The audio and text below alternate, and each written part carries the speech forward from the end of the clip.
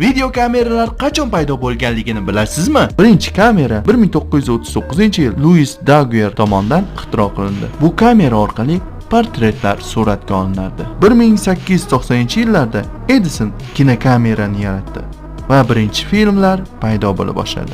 1947-yillarda esa Polaroid model 95 paydo bo'ldi. Bu modelda tushilgan suratlar yana ham tiniqlashdi. 1983-yillarga kelib esa Sony birinchi prototip video kamerani chiqardi. Endi hamma video yozishi mumkin edi. 86-90-yillarga kelib esa Fujifilm o'zining chik ixchamlashtirilgan kamerasini taqdim etdi. Bu kamera juda ham tiniq va qo'lga qulay o'rnashardi. 2000-yillarga kelib esa smartfonlarga kamera o'rnatila boshladi. Bugungi kunga kelib kameralar hayotimizning ajralmas qismiga aylandi.